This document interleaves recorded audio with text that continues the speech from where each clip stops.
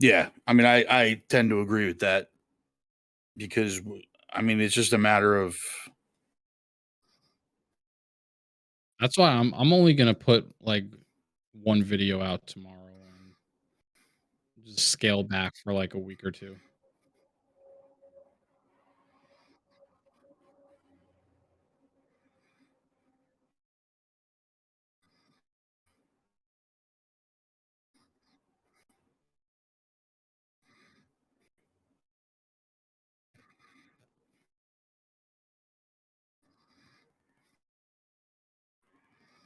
I agree.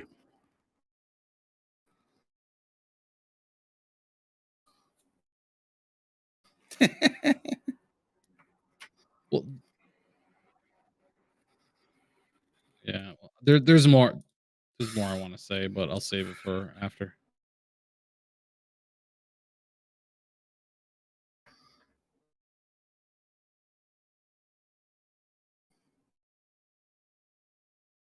Just yeah, some stuff makes sense. I don't even know what that is. What is that?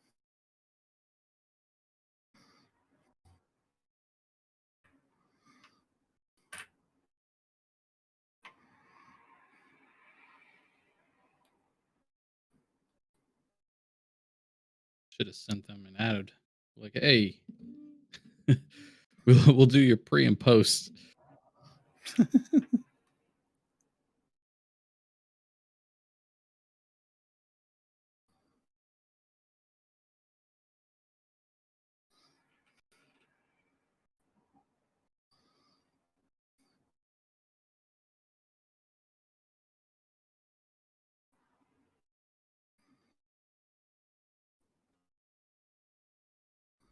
We are live, boys. Welcome. Yo, What's up? What's going on? What's up, Twitch? What's What up, up, what up? YouTube? We have lots of shit to talk about. Really, most of it is The Last of Us. But I'm joined here. Oh, I didn't get your logos up. Let's get those logos going so people know who we are. We got Zuplexcity over here If on they don't know by now, your left. come on. That is true. That is true. We got ScytheX over here on your right if you're looking at the screen. That's me. And then we got ya boy, your main man, Spartacris, Ja boy. right here in the middle. Ja boy. And we can talk about lots of stuff. I don't even know where I have the graphics showing up, but we got a few things, kind of a few little announcements or a few little new information that came out. And then the big dog of the night is The Last of Us HBO show. Before we get into that, Fred, Multiversal podcast last weekend, or I think it was 2 weekends ago, maybe. Actually, yeah, this weekend. This week is the next episode. Yeah. You're killing it with the news announcements. I just wanted to say it live on air so it's there forever, so you can always go back and listen to it. Thank you. I enjoyed that so much. And then also I'd get up and take a bow, but I would pull everything out of my computer if I did. I also want to, before we get into all the nitty gritty, let me get the chat up here so I can see what the F you guys are talking about. We have a Are we live sponsor. on YouTube and Twitch right now? Live on YouTube and Twitch, buddy. YouTube and Twitch. You guys might need to help me out with the comments because Streamlabs is showing me it looks like the YouTube comments, but I'm not seeing the Twitch comments for whatever reason. Trainwreck City, I guess. I can look at that. Yeah. But real quick, for anyone who jumps in, who watches this later, we have a sponsor, HelloFresh. We can get you 21 free meals with HelloFresh. Make sure you use our link. It's on the Facebook group if you haven't already. I'm going to pop the code up on the top of the screen here as well. Use that coupon code for 21 free meals. It's really the best way to hit those New Year's goals, New Year's resolutions. I'm getting them myself. And skip the grocery store. Yeah, please, because food shopping brings out the worst in humanity. I'm telling you right now. Yeah, it gets delivered right to your door. And not only does it help us, it helps you also. Yeah. So. And also, if you're not really like great in the kitchen, it's step by step. You can't screw it up. Yeah. It gives you every ingredient you need. Can't go wrong with it. So let's and shout out to real quick, HelloFresh. There's 11 days left. Yes. So jump on it. January 28th is on it. January 28th is the end. So I'll leave the code up there for a little bit before we move on to The Last of Us, because then I'm going to pull up some graphics. But there was a few little announcements that came out over the last week I wanted to jump into. Let's see, where should we start? Well, first, I don't know if you guys even saw this. Let me ask you guys a question. Mighty Morphin Power Rangers. How many? Are both you guys Power Rangers fans? Yeah, I would say that I am. Did you hear? I'm not like super deep into like the later stuff, the later shows and stuff like that. But like as a whole, OG. I'm strictly OG. Like I'm talking, Mighty Morphin Power Rangers, right? Was the first couple of seasons, and then there's they switched it to Turbo and Ninja, whatever, and all of a sudden you got Nuts, Dino Ninja, Thunder, Wild Force, Thunder. There's so many different, tons of them. I mean, it's a huge property, different Rangers or whatever. So the next season, I don't know if you guys knew this of Power Rangers. I don't even remember what it's called, but it's a Netflix exclusive season. It's the first season made strictly for streaming. Netflix also, this was the big news, is doing a 30-year anniversary for the Mighty Morphin Power Rangers cast and bringing all the cast members, as many as they can, obviously, back together.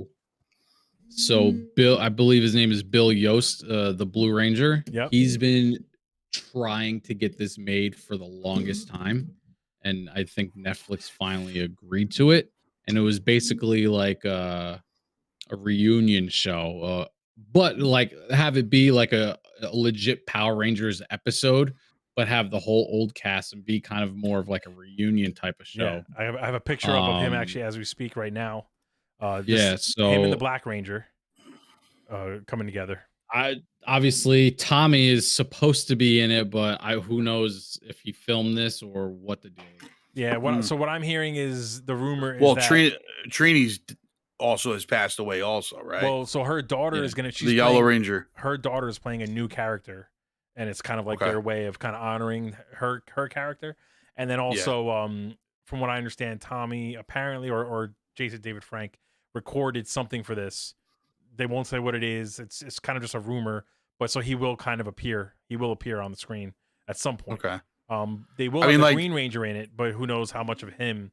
30. I don't know if years, this is disrespectful 30 years or later. I kind of agree. Go ahead. I mean, listen, man. Like they never, the guys that were in the Rangers costumes were never the actual actors anyway. So right. No, I'm saying, is it really? The thought I had in my head, which could be disrespectful, maybe not, probably is honoring Tommy by making him like the Zordon and just have it be like a digital Tommy. Why would that be disrespectful? Because it's not him, but so he kind of did that, like he played that character almost in one. Didn't he in one of the later? In one of the later seasons, right? I mean, it wasn't Zordon, but he was like the mentor that kind of just sent them on missions. And I think at some point he like does that get dude. into the suit. That dude, until he passed away, was Power Rangers for life. Like 100%. He was 100% always involved. And he was a big advocate for that. Remember that Power Rangers short that came out on YouTube where it was like a rated R Power Rangers thing, and he wanted that so bad. Yeah. So it was like it was a fan. It was a fan made Power Ranger film. I just wasn't that Bat in the Sun? That was, I think they financed it. I don't know if they were the ones who released it, but you can definitely find it. If you just look up on YouTube, R-rated Power Rangers, it'll be one of the first things that comes up. Because I remember seeing on his Instagram a lot, and his TikTok, he was promoting it big time. I thought it was Bat in the Sun, but it could be. I might be wrong about that. I actually didn't even research it before this. He also did, what was it, the Scorpion versus... Yeah, well, we did Steve and I did a reaction to, it was Scorpion versus Green Ranger, White Ranger. And then the Green Ranger versus Ryu, and he kills both of them, and it's just really well done stuff by Bat in the Sun. But go check out our reactions if you haven't seen those yet, because those are both up on YouTube, and those are amazing. He doesn't care what it is; he'll put the suit on for anybody. Yeah. And honestly, I would argue that Bat in the Sun updated the suit in a way that made it look fucking, especially the green suit. I'd agree with that. Freaking awesome. So, green suit's the best suit. So I got now, like 30 years later though. Because I've seen what the Blue Ranger and the Red Ranger look like 30 years later. Because I've seen them at cons and stuff like that. Like, I don't think the original Red Ranger. Homies might need. He's not. Homies might need to jump in the gym before they film this. Is all I'm saying. So just to clarify, it's gonna be Rocky, right? Yeah. So it's the original Blue and Black Ranger going to be there. Trini's daughter, or the actress's daughter, is going to be there and kind of not playing the same character, but honoring her character. And then the second Red Ranger, Yellow Ranger, and who's the other color I'm missing? Black Ranger, I think, is also going to be there. Pink Ranger. You're right. What about Kelly Jo? Is she coming back? Kelly Jo's not going to. As far as you know, they haven't announced it. I mean, who knows? There's probably cameos or surprises. Yeah. But as far as I remember, she doesn't have any problems with Rangers. So yeah, I think she was all about being in it. Yeah. So I don't know. I just didn't know I'll be honest until today. So I was like super excited to talk about it. Yeah. Did you guys see that most recent Power Rangers movie? Yes, I loved it. I think I thought it was awesome. With the one that had what was her name as Rita? Yeah, Elizabeth Banks as Rita Repulsa. Yeah. Elizabeth Banks. So, like, that movie was actually legit. It was awesome. It was good. It was pretty good. I wasn't a huge fan of like the giant Goldar, but like besides that, like you know, I mean, it was a little hokey. But honestly, the Wonder Woman armor Goldar. It's a shame. Yeah, that was. It's a shame that we're not getting a sequel to that movie because that one. Yeah, had its I'd love a sequel in that movie, but it really was good, and it really set a good foundation for movies to come. And it sucks that we're not getting a sequel. Because I actually liked the idea of Rita kind of wanting the Green Ranger coin and being an old Green Ranger that kind of flipped on the Rangers. Like they really did a great job with that movie. And I would much rather them shit can this 30-year revival in this Netflix thing and just give us a sequel to that movie. I would take it. But although what's his name is why not both? The Red Ranger from that movie went on to do Billy from Stranger Things, so I feel like his career is on an upward trend. I don't know if he wants to come back, but he could do both. Like, and the Black Ranger in that movie went on to play Liu Kang in Mortal Kombat, in the new Mortal Kombat movie. Yeah. So, and I mean, people can't be in other shit now. No, they can be, but I just don't think they want to. The first movie made no money for them. People need jobs, bro. They'll do anything if it's a paycheck. Yeah, that's right. People do need jobs. But anyway, 30-year reunion coming out on Netflix very soon. Actually. I'm about it. I'll watch it. Let me see if I can get the release date. I'll watch it too. I'm all into it. They have all 4 or 5 original seasons on Netflix right now.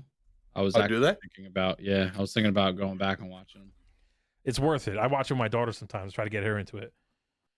Every once in a while, I'll go back and watch like the Green Ranger that storyline, man. Saga. I remember being at school and everyone talking about it, and just kind of couldn't wait to see how the Rangers were going to somehow survive the Green Ranger's slaughter.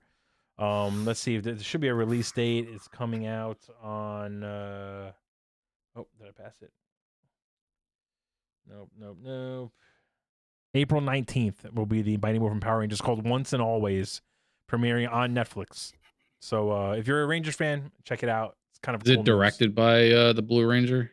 It didn't say in the article I just read, but so I know he's like been the biggest supporter and to do this. We're gonna jump over to some Marvel stuff, because the next big news that came out was we got our first glimpse of Adam Warlock, our first real look, I should say, full blown suit, ready to go. Adam Warlock.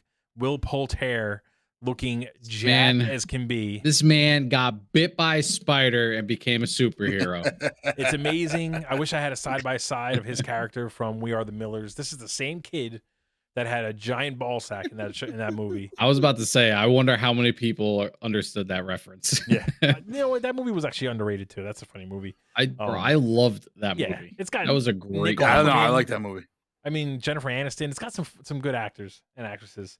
I do gotta say, it's kind of weird to me. So one thing that's strange about Will Poulter's little transformation here is every other actor who gets hired for a Marvel movie and then gets jacked for it has some sort of spread like Men's Health where they just detail the workout and you get to see all the glamour shots. He got nothing. Every time you see him interviewing, he's wearing long sleeves. Like they're trying to hide it I feel like. And it's got to be a reason. I feel like after the movie comes out, he's going to get all that stuff, though. But is it mostly the suit then? I don't know if it's the suit. No, I don't know. I don't know about that, bro. You can't really hide. Like, you could tell that his like jaw's bigger, like his neck is bigger. There's actually when he was announced. I'm not saying he didn't like beef up. Oh yeah, is it mostly the suit? It could be, but I know if when you really look at him in when he was first announced as Adam Warlock and he came out, I think it was at Comic-Con a couple years back. He's wearing a short sleeve shirt. It comes down to like around his elbow. And when he's holding the microphone and stuff like that, you could just see his arms are gigantic. Like he really bulked up. So I'm excited. I think the picture that I have up on the screen now looks awesome. I feel like they got the suit down. It's to me and Carmine, you would know this better than me because I'm not as big on the comics. But how comic accurate is this suit? I mean, it's not super comic accurate to the original suit, but the retcon stuff, like the new stuff, it's pretty accurate to it. Okay. It's definitely an MCU version of the suit. Okay. It's a little darker. Like it was much. The Adam Warlock suit is much brighter. It's bright red and all that. And so I think it's a toned down version of it, but it's pretty accurate. It looks great. Like I love how it looks. So right. I'm all about it. I mean, I think he looks cool. I'm just excited to have a character as powerful as him in the MCU. We still don't know what his role is going to be. We just, as of right now, we feel like he's going to start off as an antagonist. I'm assuming start off as a villain, but for the Sovereign, and then flip midway through the movie when he realizes that like the High Evolutionary is just committing atrocities across the galaxy. So did the High Evolutionary create him in the MCU? Is that what you think they're going to go? No. They basically told us at the end of Guardians 2 that the Sovereign created him. Well, the Sovereign had his egg or whatever that was, incubation chamber, but we don't know that the High Evolutionary didn't build that and essentially give it to them. I'm pretty sure that the Sovereign said they built it. I'll have to go back and watch things. I don't remember. I mean, I'd have to also, but I'm 99% sure that Sovereign said that they basically created him. So that's I mean, it doesn't really matter as far as like, it's not like a major impact on the MCU. I'm curious to know just on overall Phase 5, we're getting Kang and Ant-Man. I wonder how much this is going to tie into the game plan for Kang Dynasty, if at all. I don't think much, to be honest with you. I think at the end with the Kang Dynasty and everything like that, we're going to have obviously some crossover, but I think this is more building up the galactic side of the MCU. Because we've already built that up though. So what are they building up to? Not really. I mean, not really though, because like what do we have? We have Guardians, we have Thor now, like, just Hercules. Adding more characters to that side of it. Yeah, it's adding more of the galactic, because like if you really think about it, the galactic side of the MCU or Marvel Comics in general, right? You have Sentry, you have Blue Marvel, you have him, Wonder Man, you have Nova, the Silver Surfer, Galactus, all of these big galactic characters, and basically all we've gotten is Captain Marvel, right? And the Guardians of the Galaxy. So I think it builds up that side of it more. I don't know if it's going to have much impact on what's happening on Earth. Okay. So I think they're going to keep the Kang stuff to like limited to Earth. Okay. And then do everything else. It makes sense. We know very little right now about Guardians besides the fact that the High Evolutionary is the bad guy. Are they gonna introduce Nova in Guardians, or are they gonna save that? At this point, they have to at least give us some sort of hint or Easter egg towards him. Plant the seed. Yeah. He's coming to the MCU at some point. You know what I mean? Like, Feige has said over and over again that he can't wait to use Nova, but I think Nova's going to wind up being the like the like Captain Marvel role almost in like a big giant battle. Replace her when she's done. No, not replace her, but more along the lines of like he's like the turning point of a battle. Right. He just shows up and just demolish an entire ship of changes and just changes the whole course of a battle. So I think they're gonna introduce him probably in Eternals. Okay. Eternals 2, if I had to guess. Because Eternals 2 is already leading towards Star Fox. The game? And Pip. No, not the game. Yeah. Okay. I wish the game. I'd love to see a movie of the game. Obviously, it was a joke, people. I know. But yeah, so like they're leading towards Star Fox and Pip the Troll and everything like that. So I would assume maybe Wonder Man and Nova come out of Eternals. I hope. Wasn't one of the characters in the Star Fox game Pip? I think so. Pip the rabbit. It's Pip the rabbit. No, it's Pip. Wasn't it Pip the Toad? I don't remember. Maybe I'll play Star Fox on the N64. I think Peppy's the rabbit, right? Or no, Peppy's the Toad. Peppy's the Toad. I know somebody does barrel roll. That's all I can tell you. Do a barrel roll. But so anyway, moving on. I just hit the wrong thing. Moving on from Adam Warlock, let's talk. There was a new short teaser for Ant-Man, Quantumania. Did you guys happen to catch that? I did not watch it. Was like quietly dropped yesterday. I don't know why there was no. Well, I guess it was like a 1 minute teaser, but they basically confirm in that one that Kang is using Ant-Man and all them to escape some sort of prison, so that he could freely travel the timelines and do his thing. Janet Van Dyne is aware of this. She's trying to put a stop to it, and I guess Paul Rudd helps him at some point, and then realizes and says, "All right, we got to end this."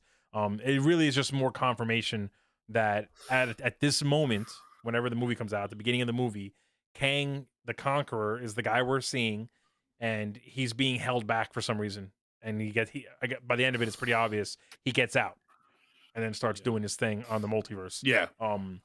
Now, my question, though, my theory, I guess, is that what we're seeing in Ant-Man Quantumania, because it's in the quantum realm and the time is all fucked up there, doesn't match what we usually see. The end of Ant-Man 3 is basically going to take place at the same time as the end of Loki season 1.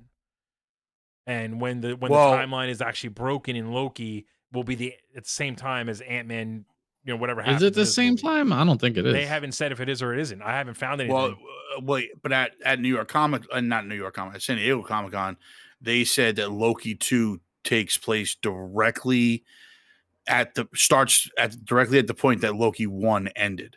Right. So why can't that still happen? Oh, no, it can. I'm just saying, like, this is what they said. You know what I mean? So I don't know what that means, but we don't know what that means as far as where this is in the timeline. We're going to have to basically wait and see on that. These are just theories, but I feel like, you've seen people on YouTube take the different moments from Scarlet Witch and I forget what other shows and time it so that, like, you can see it happens exactly when He Who Remains gets stabbed.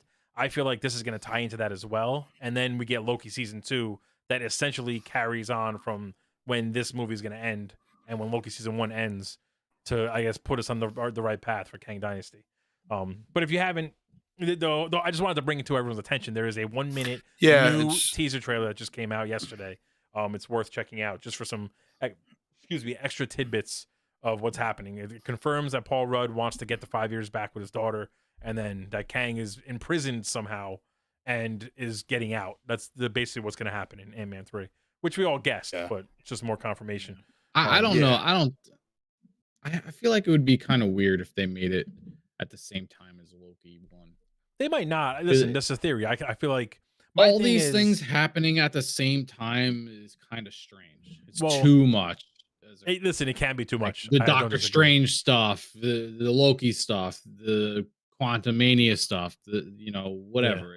All this stuff happening just so Kang can get out seems a bit much when it definitely essentially it was explained that all you needed was the Loki event and then everything happened. Right, the branching timelines. But I don't know if that's what they said though. Like that's what we all took from it, but that may not be what they were really trying to say.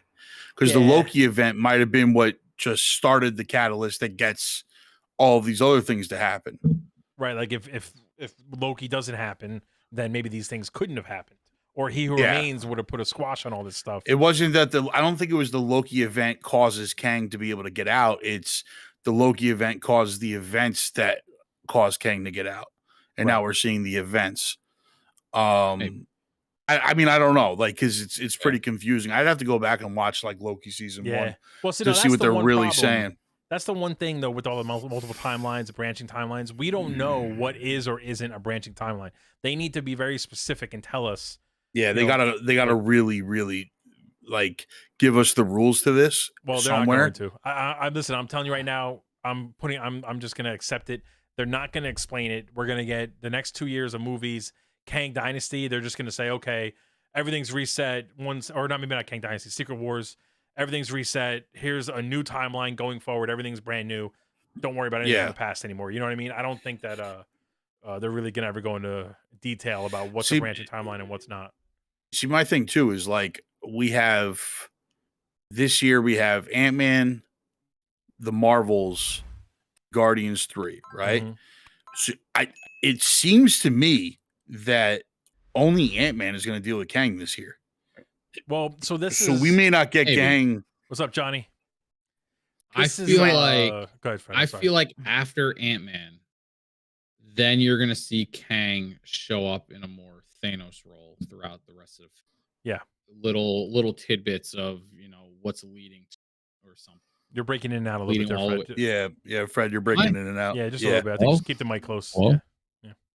I was basically saying, like, at the end of Ant-Man you'll start seeing like the Thanos effect happen, where every movie kind of ends with something leading towards King Dynasty. I agree with that, only because, and this is me, just my hope. This isn't like based off something I read or like that. I want Ant-Man Quantumania to be Kang's Infinity War. It's basically his introduction to his real introduction to the MCU. I feel like he's gonna win whatever his goal is. He's gonna win at the end of it. And then for me, it's like it doesn't have to be Kang the Conqueror. It could be variants of Kang. But like Jonathan Majors, I hope, is gonna have small cameos or parts in future movies leading up to Kang Dynasty, as like a way to kind of just keep showing, like, it also will differentiate himself from Thanos, right? Thanos we saw at the end of Avengers. We didn't see him again until Guardians of the Galaxy.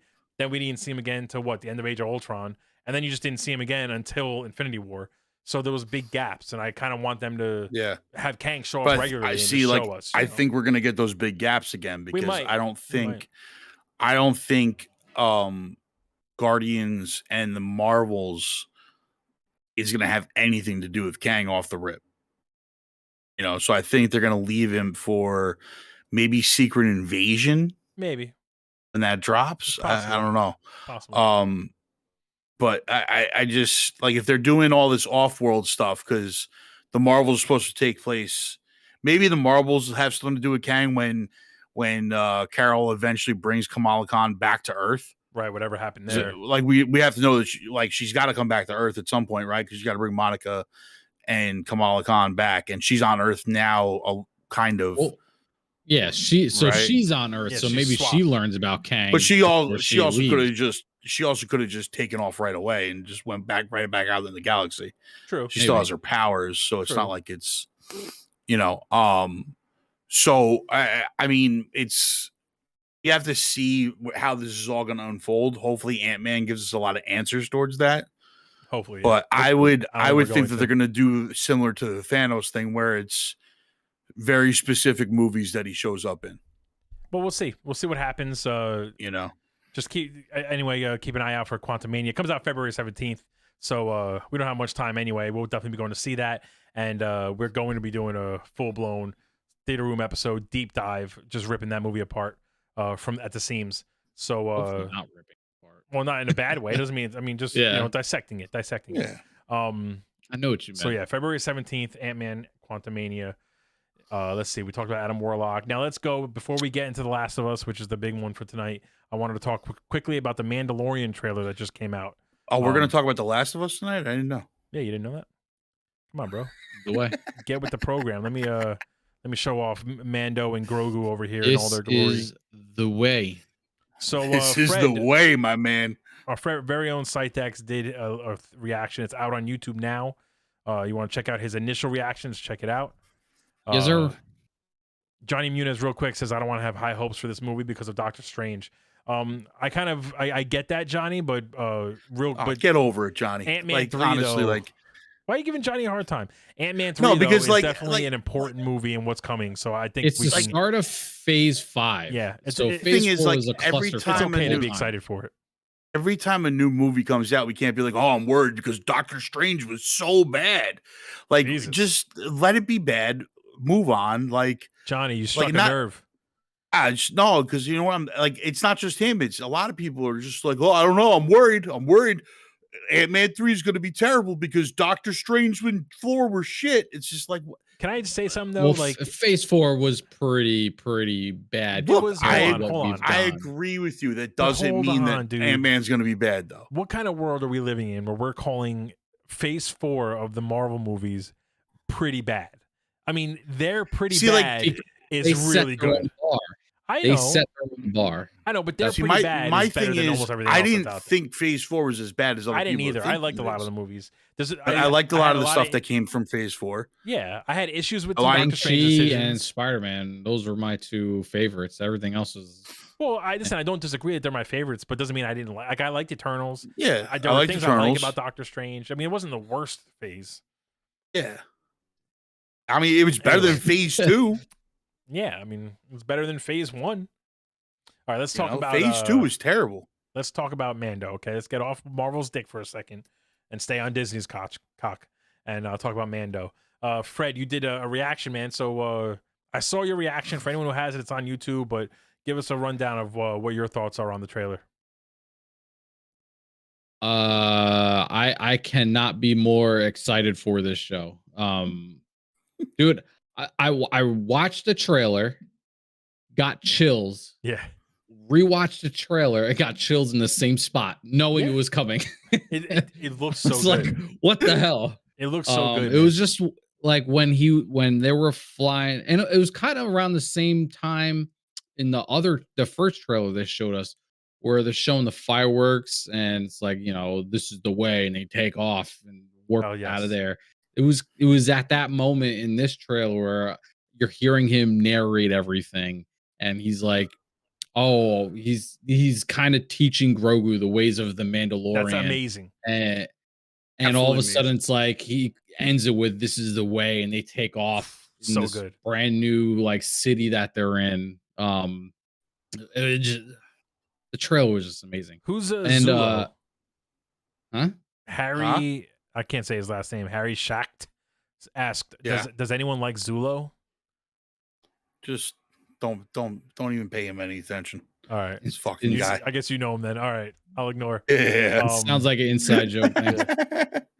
No, that's it's me. I'm Zulo. Yeah. Oh, yeah, I love Zulo. Yeah. Zulo's my man. He's a homie. But yeah, I'm so amped for this season 2. For anyone who hasn't, you need to watch at least the last 3 episodes of Book of Boba Fett, so that you can fully understand the beginning of Mando season 3. So it's interesting that they did that. Now that you think about it, I don't know why they did it. Because perfect example, my coworker who didn't watch Book of Boba Fett had no interest in it. She asked me I thought Grogu went with Luke. She assumed this season we were going to see people are going to have no idea. And I was like, no, that happened already. You go watch the last 3 episodes of Book of Boba Fett.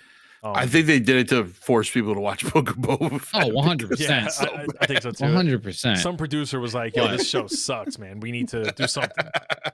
Yeah. That's what it seems like. It's interesting. I love the idea of him going to try and find Mandalore. Yeah. Yeah. I'm so excited they're following through with that storyline. That's going to be amazing. Yeah. I think it's going to be amazing. All the Mandalorians you see in the show, he's basically rebuilding the entire Mandalorian subculture. I would not have guessed when this show started, episode 1, season 1.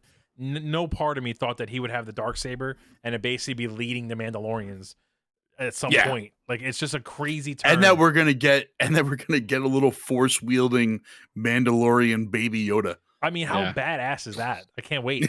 I hope he gets some Mando armor in the Beskar chainmail armor that he has. Let me ask you this question, though. I can't wait till he gets a little helmet, bro. Well, when he gets a helmet, this is my question: do his ears pop out of the helmet, or do they got to be tucked 100%. They have to. Nah, they gotta pop out. How they not? He's gonna have a helmet that goes on from the front and the back, so it just connects in the middle. Or do they have metal ears? That's what I'm saying. He looks like Wheeljack from Transformers. Do you build a helmet where he's got the ears out there? I'm amped about it. I really particularly am amped to see that one scene in the trailer where the Jedi are all standing in front of a door, lightsabers drawn. Clearly, that's a flashback. But is that Anakin? Does Hayden Christensen come back for this show to play Anakin there? He might. Maybe it might be Ahsoka. It could be Ahsoka, not Ashoka. I don't know who Ashoka is. I'm sorry, it could be Ahsoka. Yeah. An H in her name, people. I'm sorry. It's not my fault. But the H is before the S. AHS.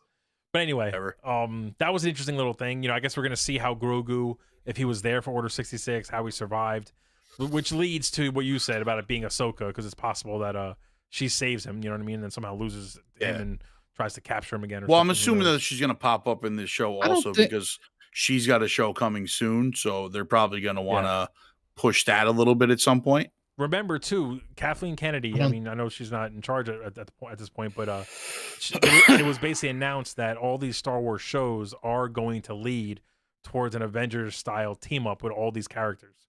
So Boba Fett, Mando, Ahsoka, Grogu, probably Luke. I mean, everyone's going to get together at some point to do whatever they got to do. So she will show up, I think. I don't think it's Ahsoka that was the one that like. I want it to be Anakin. Really, what I want to see is Anakin come through that door, because whoever it is melting that door down and just tear them apart. But I just want to see what makes it interesting is it's not a lightsaber coming through the door to cut it open. So it could be anything. It could be editing to not tell us who's coming. Oh yeah, that's. But what if it's also not Order 66, and it's like a last Jedi like stronghold or something like that? Maybe it's a different temple, right? Of like rogue Jedis, yeah. I mean, we are. I mean, it's possible. We are going to see, the Empire like taking over Coruscant, and they're on Mandalore, so like they're going to be a big part of it. You know what I mean? It's true. Do you think he takes the throne of Mandalore? I can't see him giving it to the other. So he's got the Darksaber. Bo-Katan is the one you're thinking of. He's got the Darksaber, and in order for her to take it or have it, she's got to beat him. She's got to beat him. And I don't think he wants to fight her. Like he tried to give it to her, and she was like, "No, I can't do that." So I think it's going to be one of those things where like he's going to become a reluctant kind of king almost. Do we get an introduction of Thrawn? No, but I think to your point about Ahsoka showing up, we get a confirmation that Thrawn is out there, and that's where they're heading to next. That's where I think. Well, we got that confirmation in season 2, I thought. Well, did they flat out say Thrawn? I thought that it was more of like she got hints that they might know where Thrawn is, but we don't know for sure that Thrawn's alive. They haven't given us full blown. I thought the last time we saw her before we see her at the Luke Temple training area was. I mean, she was going out. We may have missed it, right? We're watching so much shit now. It's like it's hard to keep up with everything. I know. So I'll have to kind of Google that one. But my understanding was that there's a lot of hints towards Thrawn, but we don't know for sure that it's him or that he's around. And maybe now I think that we're going to get full blown confirmation, maybe even a cameo. You're right. Johnny Muniz says she mentioned it, so you're right, Fred. I think she flat out mentioned she knows Thrawn's alive. So, but I think she shows up for sure. So that's Mando. New trailer is out. ScytheX did his reaction. It's up on YouTube now. Check it out if you can. Like and subscribe. And before we go on to the main event of the night, I gotta make that look better. Just one last time, HelloFresh. At the top of the screen, you'll see a promo code for 21 free meals. Use our link on the Facebook group, and it'll be in the description as well. You get 21 free meals. Start off 2023 right. Stay out of the supermarkets.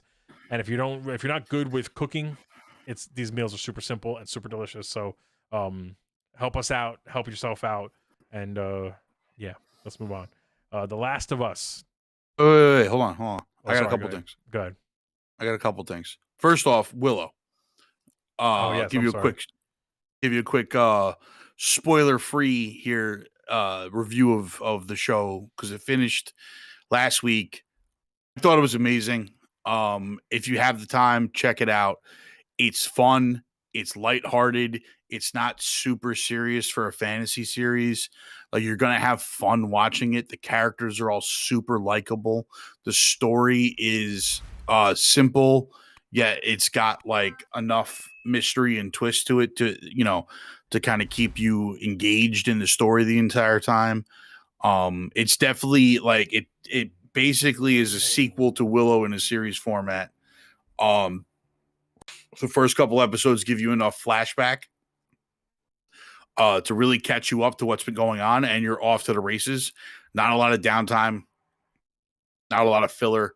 It's just boom, boom, boom, boom, boom, and it's good. How much do you need to familiarize yourself with the original movie in order to really be able to keep up with this one? In my opinion, not at all. To be honest with you, you'll definitely appreciate some parts more if you rewatch the original before you dive into the series. Like there's definitely a couple like deep cut like stuff from the original Willow that you're like, oh shit, like that's cool. References and stuff like references and stuff like that. But for the most part, you don't need to watch the original or refamiliarize. Like I said, the first 2 episodes pretty much through flashback take care of if you've never seen the movie, it gives you enough information where you could dive right into the story and just be completely good with it and know what's going on. So you don't have to really worry about it too much. I got to get around to watching it. I chose to watch Wednesday instead of Willow, and absolutely loving Wednesday, but I do want to get Wednesday's amazing. Wednesday is amazing. Honestly, and I'm absolutely amazing. This is going to be a bold statement. Don't hate me for this. Not hate me. You're not going to hate me, but don't make fun of me for this. But I'm on episode 6, I think, of Wednesday, and I feel like right now I'm as into Wednesday as I was into Cobra Kai when it first came out. I'm just saying. No, you're not wrong. You're not wrong. Because loving it. By episode 6, I was fully like, I blew through that in like a weekend. Yeah, I'm flying through Wednesday. Absolutely loving it. I flew through it. So I wouldn't go as far as to say Cobra Kai for me, but I sat down with my wife to watch it because she was dying to see it because she's a big Addams Family and Tim Burton. She loves everything Tim Burton. And I sat down. I was like, yeah, I'll watch it with you, whatever. And like after the first episode, I'm like, watch another one. Yeah. Like, all right, we'll watch another one. I'm like, we're gonna watch. It's really good. We just really kept well going. Jenna Ortega. I couldn't stop. Completely kills it. Amazing. He did amazing. I will say, absolutely amazing. I like Luis Guzman. Like I just like him. I like his acting and all that stuff. He doesn't do it for me as Gomez. No, and I was with it. I was giving him a chance, but like he just doesn't have the creepy, the smoothness, I guess, that Raul Julia had or that Oscar Isaac has. Like, you know, I feel like Oscar Isaac would be a fantastic Gomez, and I guess they just couldn't afford. I agree with that. But I think Pedro Pascal could be a good Gomez. Also. I think he would be an unbelievable Gomez. Pedro could be a good anything. Just sign him to whatever role you want. You know what? And real quick, before I know it was a good segue. That was a good segue, but I gotta bring one more thing up, pertaining to our man Hawkeye here, because we know he's on the mend right now. Yep. But Mayor of Kingstown season 2 just started. I still gotta start that. I'm telling you guys right now, watch the first season, jump into season 2. It is phenomenal. Really? Love this show. It's on my really list where it was on my list for a long time too. Paramount Plus. Johnny Muniz says a Puerto Rican Gomez. Oh hell no. Don't be hating. The Addams Family is all about not conforming to the societal norms. So come on now. But I'll tell you right now, the show is not what you think it is. Okay. When you jump into it, it's gonna really like throw you on your head a little bit about what it's really about.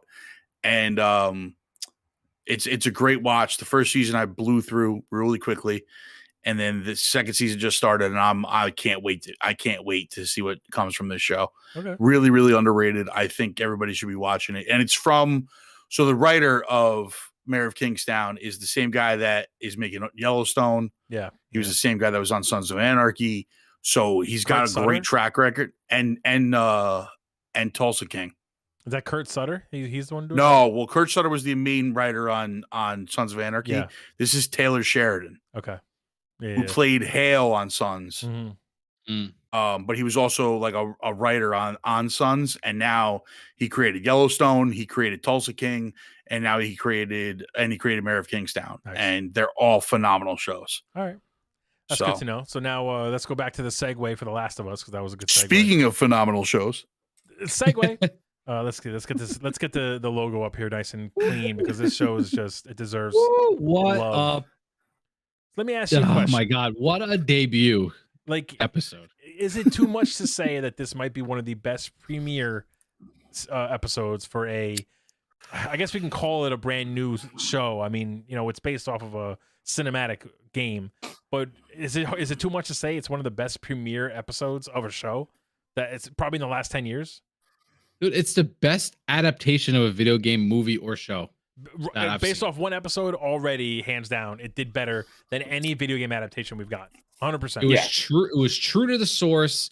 It gave you the look and feel of the game, and it was still able to give you different creative thoughts. So good. While sticking to the main theme of the game. So just for anyone who maybe hasn't watched yet and is kind of on the fence, which I don't know what you're doing, go watch the show.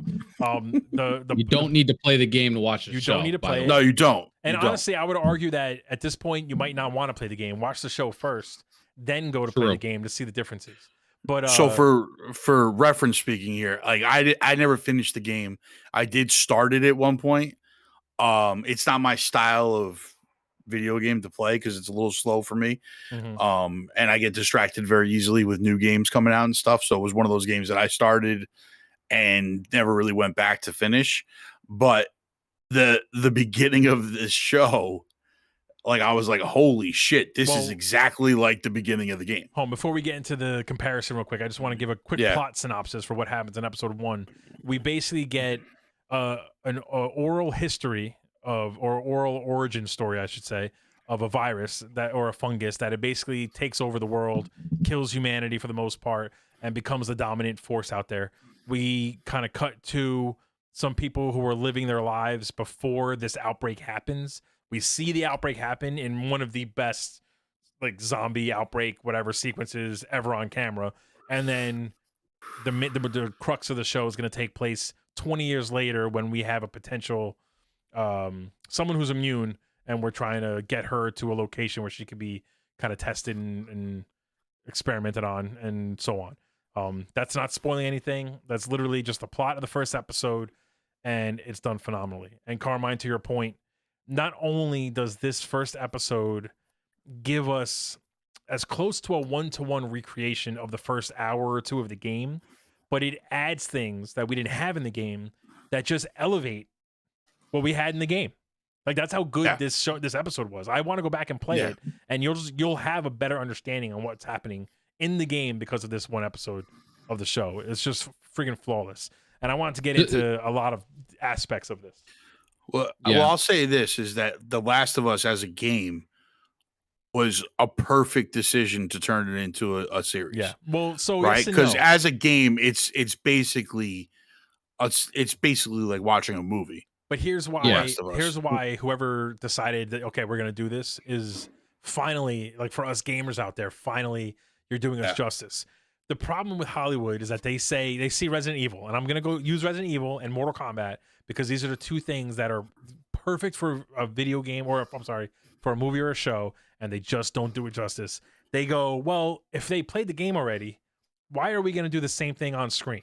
Let's come up with a whole new story, new characters, and let's just, we'll name the city Raccoon City. There you go, boom, it's based off the game. This show took what was written in the game, said, here's your script. This is it. This is your script.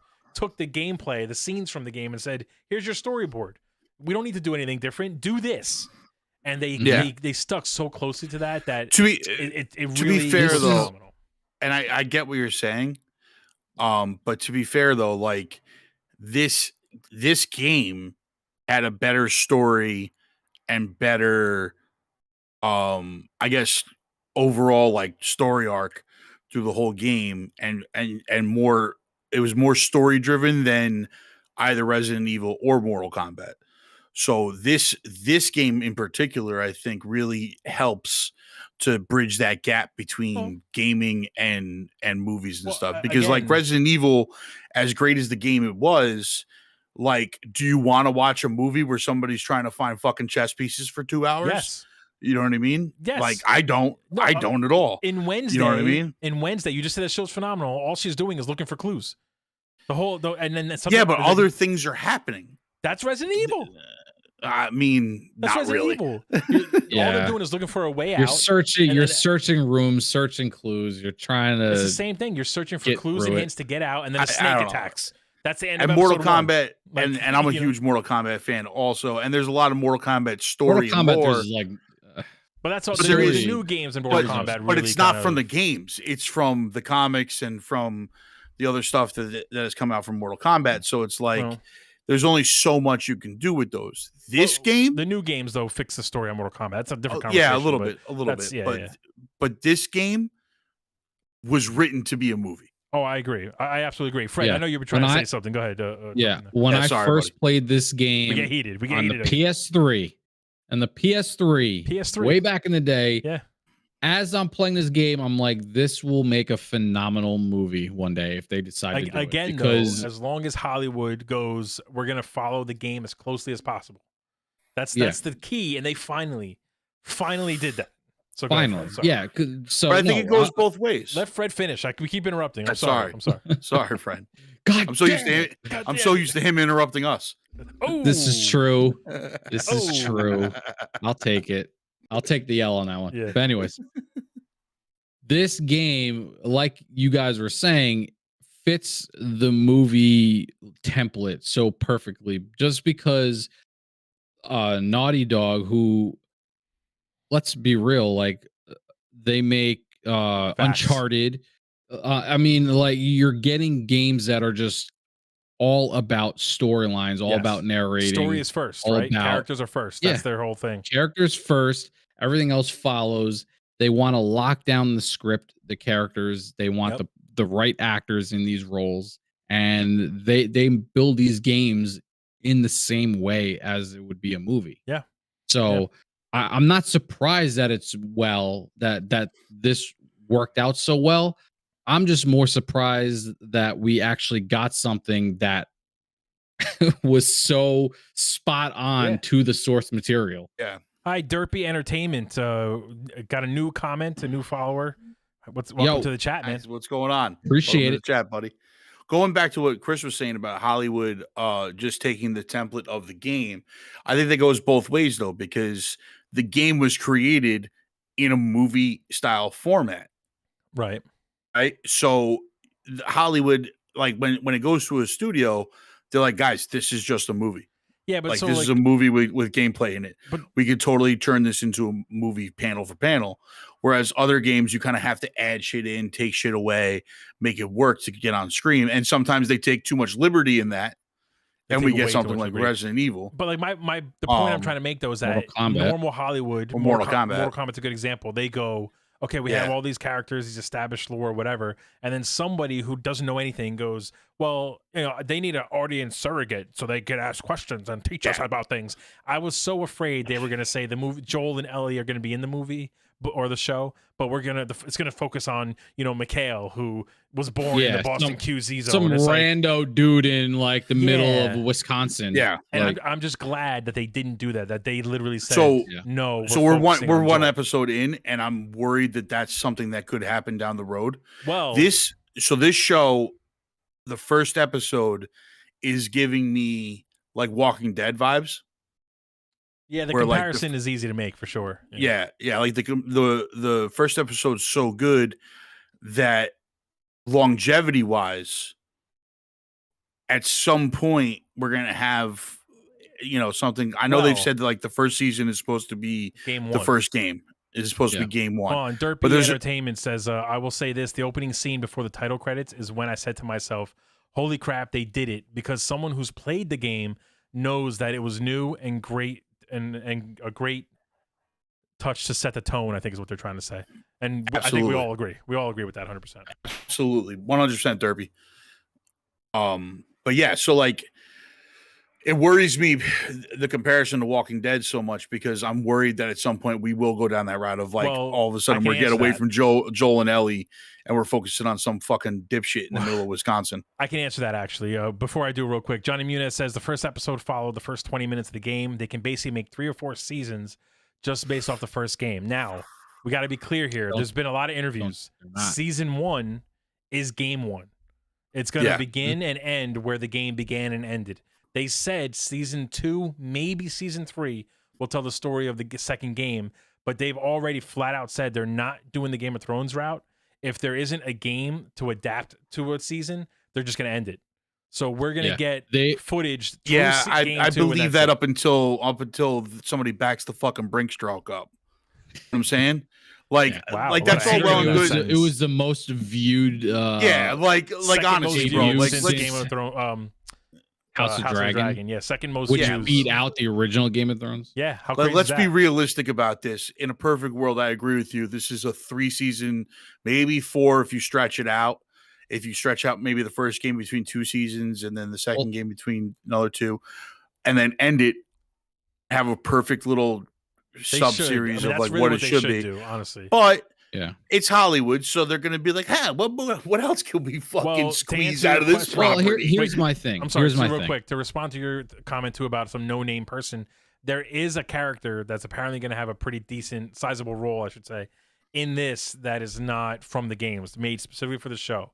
They're not a main character from what we understand, but they are an important character.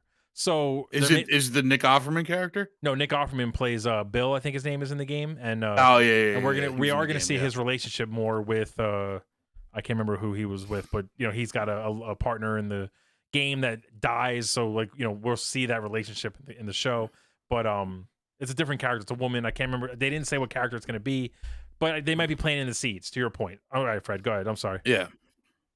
What you need to realize is the first game is shorter than the second game. The first game was only 10 hours to beat. I mean, it's basically as long as the show's I think it was like 11 to 16 hours, if I'm not mistaken. Right, and if you remove the gameplay stuff, which we're obviously not going to see on screen, it's the same length as a nine. You got about an hour of actual cutscenes that makes up the whole game. Yeah.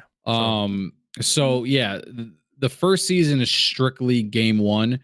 The second game is far larger. Yes. There's way more characters you can have, mini episode arcs about.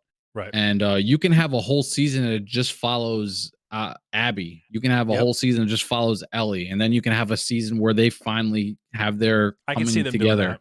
I can see them doing that for sure. And that would wrap up a nice little, 4 to 5 season show. I do hope they stick to that. If they want to get crazy, they can, branch off, not in this particular show, but have like a House of Dragons style show where it kind of ventures in a different direction. Yeah, different quarantine zones, maybe. We see new characters. Right. Then, they can return and do the 20-year gap that we missed with Joel, and we can catch him on that journey. And that could be where they play around with what he did that whole. So we either get the House of Dragons route, which is good, or we get the Walking Dead route, which is terrible. You know what I'm saying? Like it can go either way once they get past that initial first couple 3-4 seasons. You know what I mean? Where the Walking Dead was like Walking Dead Los Angeles. Like no one gave a fuck about that. You know what I mean? Derpy Entertainment. Fun fact: I used to be ride or die for Walking Dead. I did not watch one Fear the Walking Dead episode. I did not care at all about that series. Well, see, at all. Just not to go on a Walking Dead tangent, I was excited for Fear the Walking Dead because the promotions, the marketing was all about how we would see the outbreak happen. And then the show came out and they spent 2 episodes sort of giving us glimpses of behind the scenes of what happened. And then it's like, 5 weeks later, it already happened. So then they ruined it. You know what I mean? I was into it to see how the whole city fell down. Segue back to Last of Us, talking about seeing the outbreak happen. Wait, before we get into that, let me just mention what Derpy's comment here. He says, and this is very true, I agree. The game at times was very intense, but the show times it by 1,000,000 on drugs because it's way more intense and way more grounded. And I agree. Suspenseful. We all knew the big scene that was coming in this episode. At least, Fred, I know you and I did. Carmine, I'm pretty sure you did too. No, I did. I was ready for it, and I still, as a father of a little girl, she was so good, man. What's her name? Nico. Nico Wright. Full name. I can look it up though. I know it's Nico something. She killed it though as Sarah. She was so good as the daughter, man. Yeah. Like you fell in love with her as this kid that was just that was just there for her father and in a tough spot and just trying to make things work. And it was they really spent a large portion of the first opening on her. And I think that was the right move. Well, that's how, so it made it so much harder. Yes. Oh man, that scene, it still gets me a little lump in my throat thinking about that scene. Fred, what were you going to say about the outbreak? It was gut-wrenching. When she is getting the watch fixed for Joel, and the store owner was like, "Get out of here, we're closed, go home." So and you get little subtle hints that something's happening. Yeah, 5 cop cars drive by, a random cop car, a random helicopter, and as the day progresses in this little girl's life, more weird stuff starts happening. Dude, and then the intensity in the scene when she's at the old lady's house. Bro, that's what I was gonna get to. I'm excited. When she's talking and in a blurry background, you see the old lady just and her mouth opens up and you're like, oh my God, you're so seeing good, it before your eyes. It was phenomenal. I mean, again, and genius. Shout out to that old lady. I don't know who you are, but you killed that. I believed every second that you were getting infected. Just as a kind of like a comment about how brilliantly done and paced this episode was.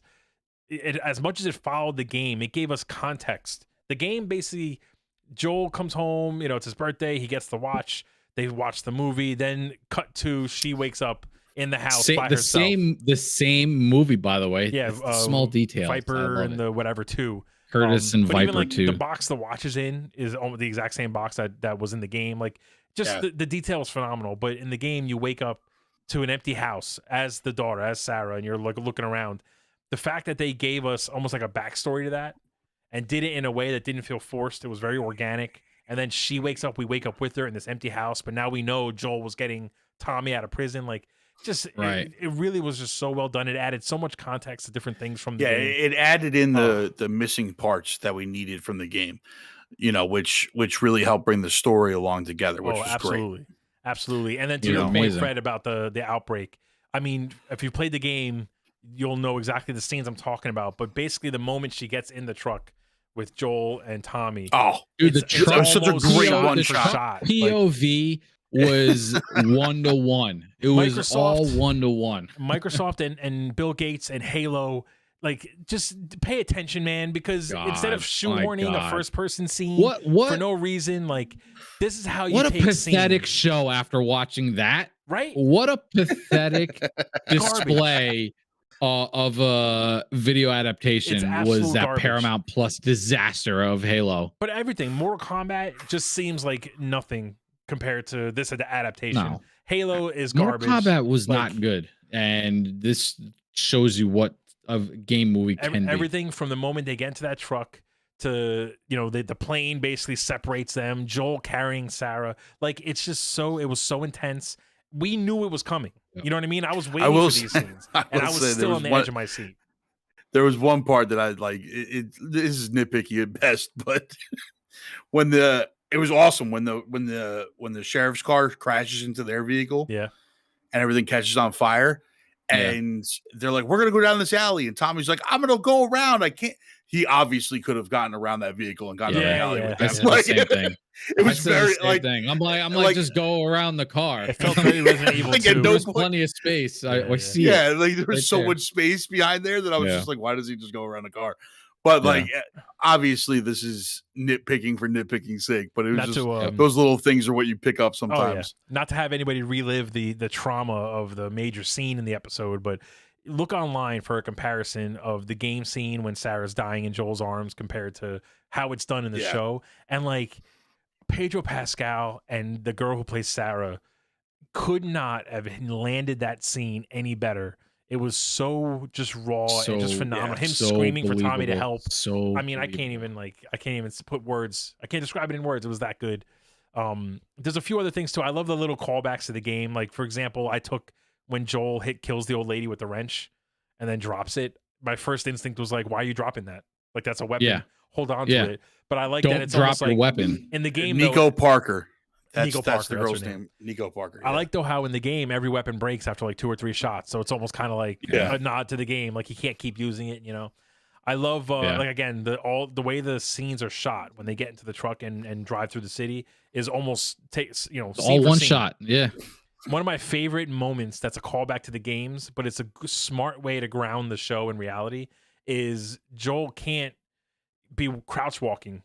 He's a 55-year-old man. He can't be crouch walking for 17 hours straight, which is all you do in the games. So I love that he So that was one of the things that I couldn't remember in the game. Is the time jump that big? Is it a 20-year time jump? I don't think it was 20 years. I want to say it was like 10 years. I don't know if it was 20. Yeah, because I was kind of like, now he's 56. Like, I don't remember. And he's going to be running around like this. Well, I was kind of confused. So the big gameplay is crouching around and hiding and sneaking around. I think the fact that he has an assault rifle basically at the end of this episode is kind of proof that there will be someone that's sneaking around, but it's not going to be as slow. Which I thought was really smart, by the way, like how they did it, where it's like really like how you would pick it up in a game is like, you got to take out this guy and then you can get his weapon, You know what I mean? And you kind of pick up his weapon and keep moving, type of thing, which I thought was really smart. Very smart. I love the first thing he did, and again, it's the little details. The first thing he did when he picked the weapon up was turn the flashlight off, like immediately. Yes, as he's picking it up, the flashlight was going off. So now, and this is another thing I couldn't remember. You guys played more of the game than I did, but was he a veteran of Desert Storm? So I was just going to bring that up. That's a nice little detail that they put in the show to kind of explain how it wasn't in the game, right? It's never explained how him and Tommy are able to just survive like this and how ruthless they are. Okay. But like this, which makes way more sense now, right? But there's little details. There's that little sticker, so you don't know if it was him or Tommy. But as far as you know, the two of them are trained in some sort of weapons usage. They know what to do, and even the scene of when they're driving up the street and after the outbreak, well, the people are there, and Tommy's like, also. Yeah, but when Tommy's like, they have a kid, and Joel's like, someone else will come along. We have a kid too. Like, it just kind of gives you a hint at the ruthlessness. He will do whatever he can to protect himself and his family, and that means leaving someone else with a family out on the street, which is a little detail. Yeah. I love those little details like that for sure. Speaking of ruthlessness, when he gets that like flashback and he's like going that PTSD, like going nuts with the guy, pointing the gun at him. Hell yeah. He beats the living hell out of him, man. It was, regardless of it being his friend, he just snaps. Yeah. And that just shows you how ruthless Joel can be. I don't want to ruin it for anyone who doesn't know what's coming, but that gives you a big hint as to some of the shit that's going to happen later on in the season. I'm pumped for it. There is a clicker. So Derpy Entertainment has a few comments I wanted to throw out there. He said that Nico absolutely killed it. The use of the blood and her bleeding out and coughing on it, slowly dying in pain in Pedro's arms, and that moment is with Joel is a masterpiece. Also mentions that he made a joke about watching the Halo show after the game was done, or the episode was done. But he also mentions that there was a clicker at the end of the episode. I don't know if you guys noticed that. No, I saw it. I saw it. Yeah. You hear them too. You hear them. From what I've read, we're not going to see the clickers and the zombies and stuff as much as you do in the games. They're going to kind of be held for like their most impactful moments.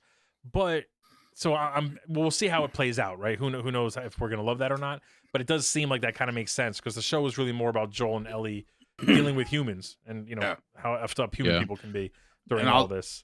I'll say like everybody in this cast has been A+. I love them absolutely phenomenal. I know Fred had a problem with Bella Ramsey. I don't have here's my thing. I don't have a problem with her. I just never seen her in anything. I know nothing about her. You didn't see her. Leanna Mormont, she absolutely dominates in Game of Thrones. Yeah, I don't know anything about her. And just by, looks and the little tidbits that we got from trailers where one of the trailers, there was no dialogue in. So it was like, it's hard to judge how she's going to be one of the most important characters of this whole franchise. So. But she like nailing me and Chris. She did a pretty good job in that episode. Yeah, I mean, and this is where it comes to like me and Chris. We both watched Game of Thrones, and she is so incredible in Game of Thrones. Absolutely, in the later seasons that I think if you saw that. Be like, we're like when she was cast, I was like, that's a great casting. Well, you got Bella Pedro Ramsey Pascal for Ellie is Bella Ramsey, Game of Thrones alums, and two of the fan favorite characters from Game of Thrones back on HBO in this show, headlining this show. That gets me fucking pumped. There was a lot of other little details too. So, like, how do you feel about the fact that there's no spores in the show? That it's tentacles essentially.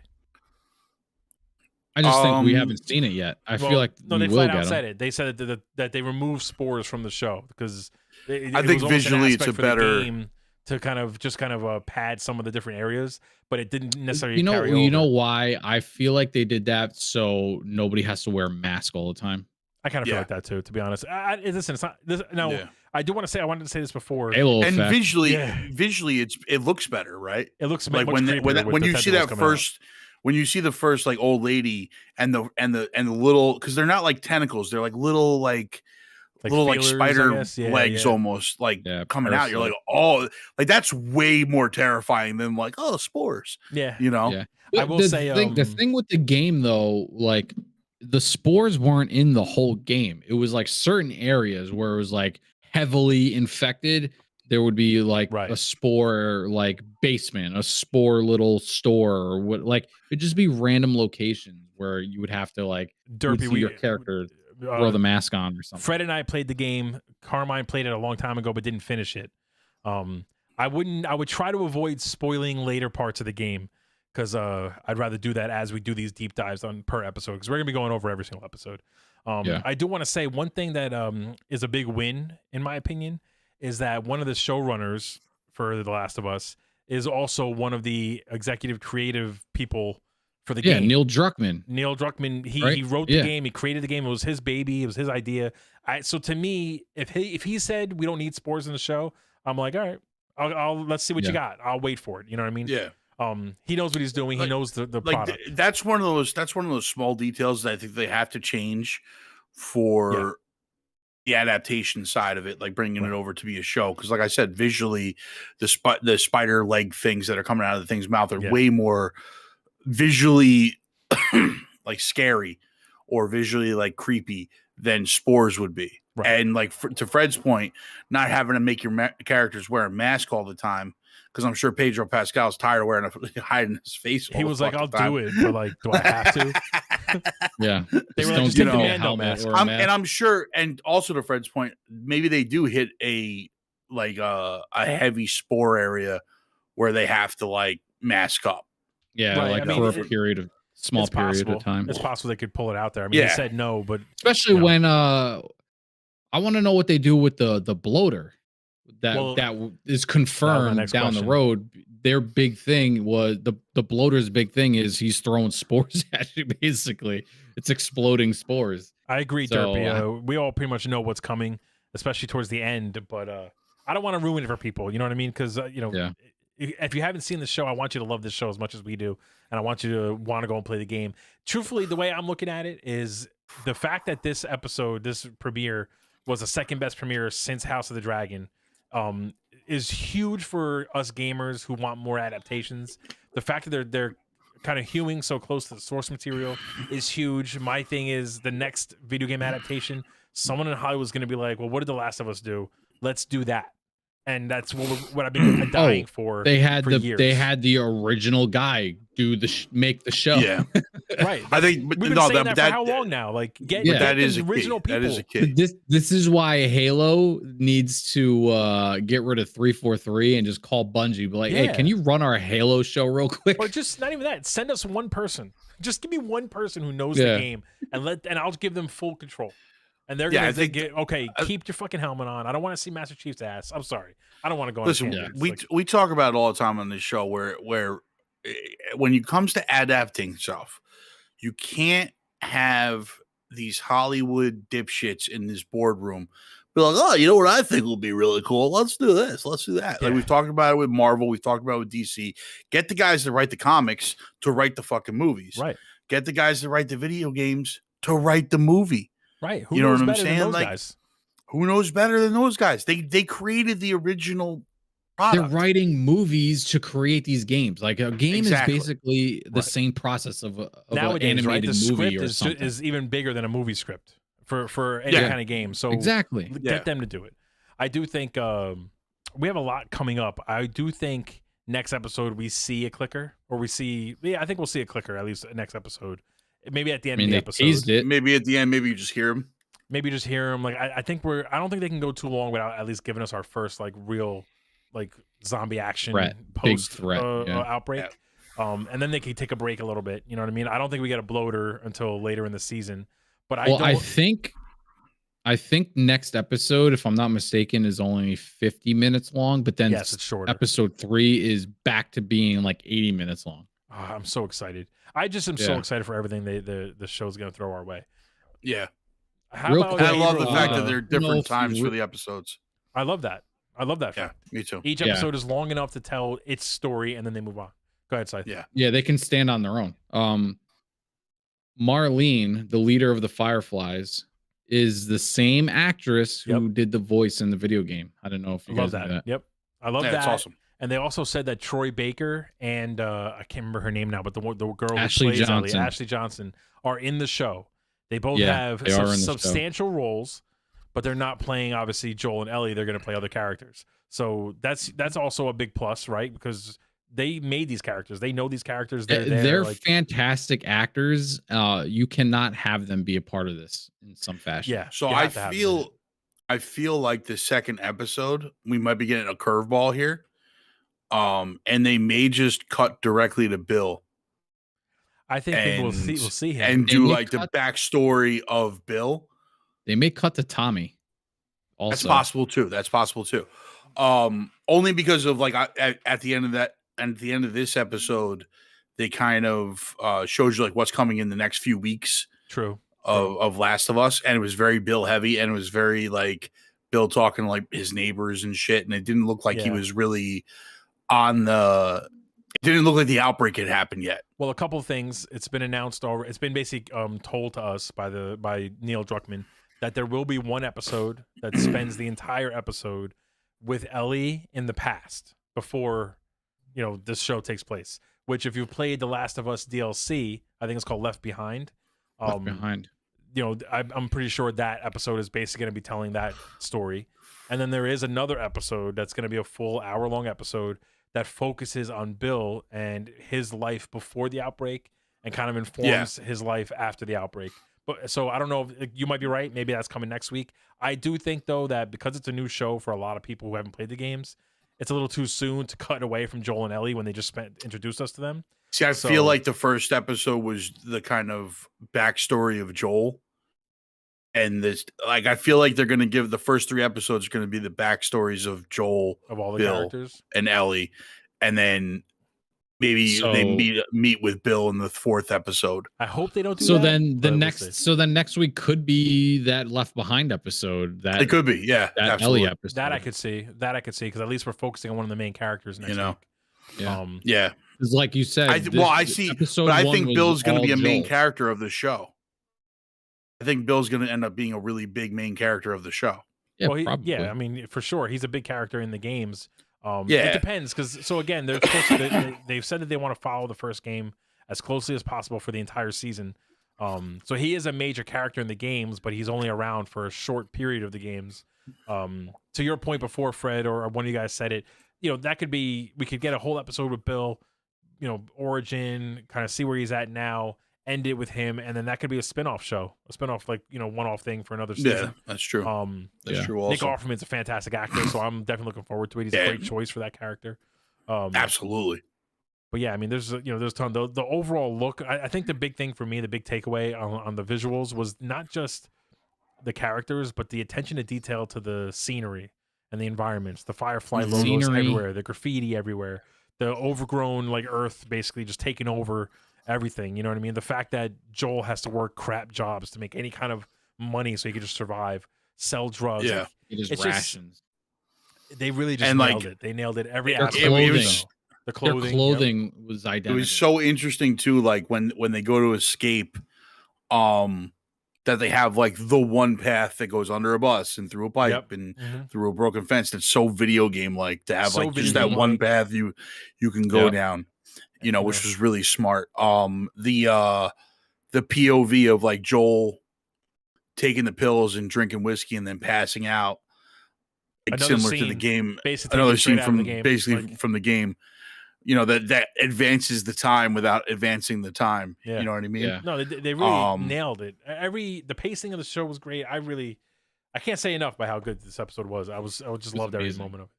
Now you gave it a 10 out of 10, right? I really have no complaints about this episode. I thought it was unbelievable. And that's biased because I love the game so much and I want the video game adaptations to do well. I got you. What do you think? I gave it a 10 out of 10. I know, Fred, you said like an 8 or 9, right? It's like a 9.8. Like I can't give a perfect 10. There's improvements that can be made, I feel like. I say screw you. Well, the reason why I can't give it a perfect 10 is because if we get an episode later on that's so much better than this one, then where do you go from there? That's a 10. Exactly. Like, this whole season's a 10. But you're saying it's just every episode this season's getting a 10.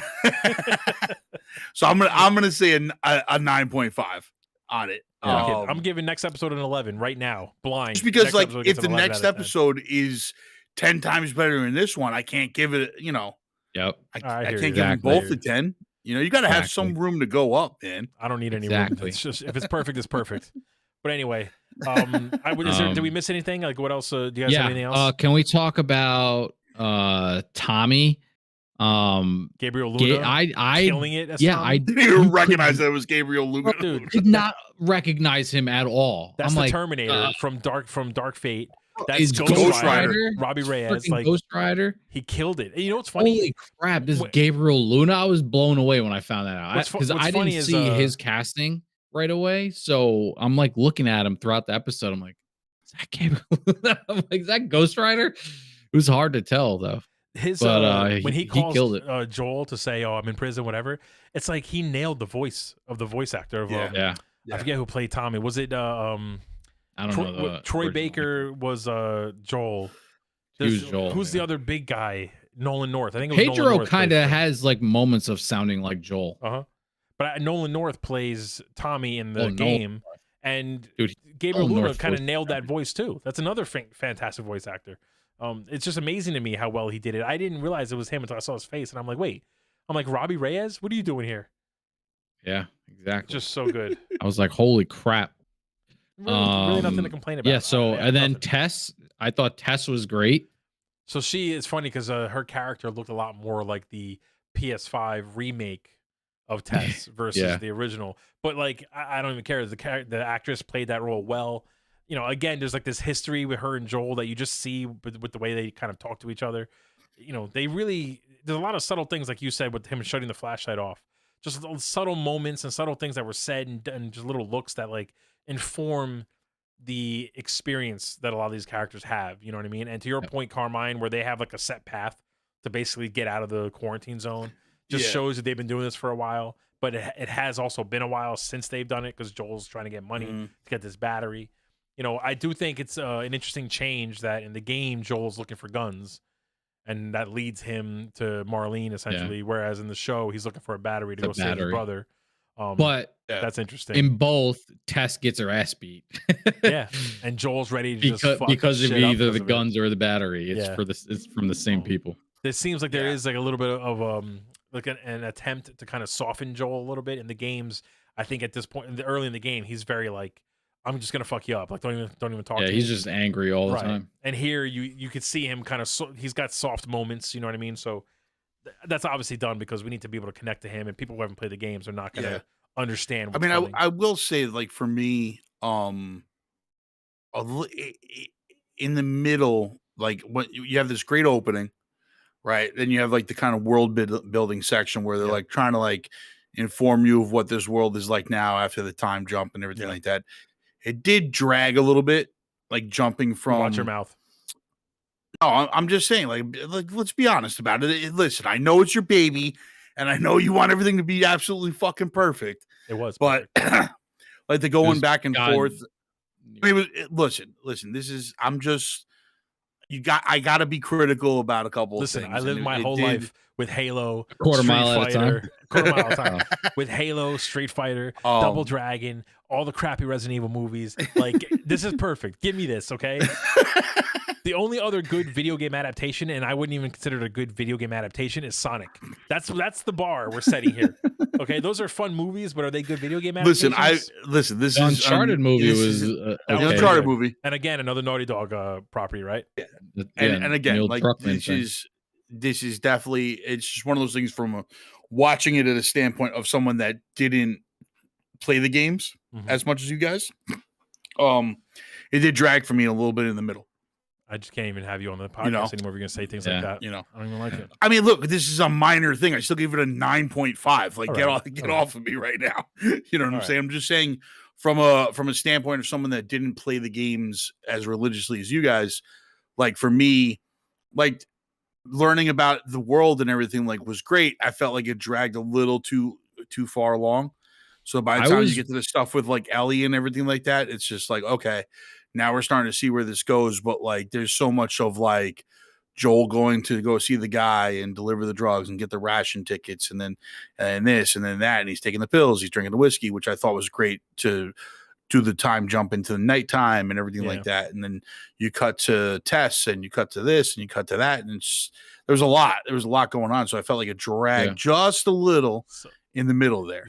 I was more worried in the beginning because I didn't know how long we were gonna spend before the outbreak. Right. So I was like, we're like 5-10 minutes into the show, and I'm like, are they gonna hint to it or what's happening? And like as it progressed, it was like, all right, now we're hinting to the outbreak starting. Yeah. And I thought it was a good slow burn. It was kind of like Shaun of the Dead. Dying. Yeah. Yeah, it was. It was kind of like Shaun of the Dead, where you see all this stuff happening in the background. And it's just like, boom, exactly. Little thing here, little thing there, little thing there, and you're like, oh shit, it's happening. I feel like it's happening right now. They could have had this first episode go all the way up till Sarah dies and kind of like fade to black after that moment, and that could have been the end of the first episode. And they gave us so much more afterwards, which I absolutely loved. I'm glad they do we have an episode count on this? Do we know? I'm pretty sure it's 9 episodes. Yeah, that's what I heard was 9. Yeah. So it's gonna move quick. But now, to your point before, some episodes are an hour and 20 minutes. Some episodes are a little less than an hour. You know, which is, to me, that's HBO taking a page out of Netflix's book and allowing the creators to kind of. They did that for House of the Dragon too. Right, and that's I hope that doesn't mean that like all these 85, 90-minute episodes, all of a sudden like episodes 7, 8, 9 are like 30 minutes each. I'd be so freaking pissed. No, more than likely. I'd be so pissed. More than likely, like the later episodes will be the longer ones.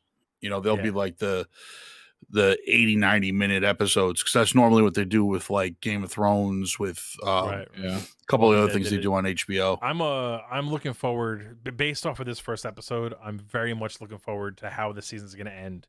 They're clearly going to follow the games, and it's just an intense sequence in the games, and I'm just so amped. I'm really a little upset that I played the game, like just because like seeing this with fresh eyes must be like such an amazing experience. Yeah, I'm really happy I didn't finish the game now. I have friends who actually downloaded the game, and I was like, just wait, watch the show first, then go to the games. Yeah, at that point, if you want to play the second game, fine, but like, because who knows how long it's gonna take to do another season. And I never even started the second game, so I'm gonna be really excited once we get to the second game stuff, because then I get to watch everything with basically fresh eyes. So I'm completely and for there's that. So much story to tell based off that second game that who knows how long those seasons. A ton of story, and again, it's all set up perfectly to go right in line with what happens in season 1. So they have the blueprints. You know what I mean? So, but anyway, so that's it. We got basically unanimous 10 out of 10s from all 3 of us. I'm just gonna say it out loud, and that's episode 1 of The Last of Us. Let us know what you guys thought in the comments here before we sign off. Above us, one of the best. It's been up the entire episode. Coupon code for HelloFresh, 21 free meals. The link to our link for this coupon code is on the Facebook group if you haven't joined already. If you like this kind of stuff, Theater Room Podcast, Multiverse Podcast, Oversell Podcast for the wrestling world. We have comic book videos, gaming videos. The best wrestling podcast in the world. In the world. And it's going to be pivoting to AEW once WWE is no longer in America. Hopefully everybody's really excited for Mansoor to be your lifetime champion. Like and subscribe everywhere. GGENetwork all over the place. It's scrolling at the bottom. Thank you guys. Every Tuesday I wanted to come back here for Theater Room at 8:30 live to do a deep dive of the next episode. And if nothing happens in the episode, maybe we'll skip a week, but I don't see that happening with this show. I don't see that happening with this show. I'll see you guys next week. And this weekend, Fred, Multiversal Podcast. Is that what's coming up? Episode 21. All right, cool. So, Sunday. And then keep it out. We do music reactions. We do all kinds of stuff. Let us know the kind of things you like. If you have an idea for what you might want us to do, let us know. And we'll see you guys next week. We love our comment section. Whether you're hating or not, just tell us how you're feeling. Yes. And trust me, I've gotten a lot of hate recently. Oh, yeah. If you like Harry Mack, check out the Harry Mack reaction where a hater is born. Big time. Yeah. But we'll take any recommendation you got. If you want it and we can provide it, we'll try to get it. Hell yeah.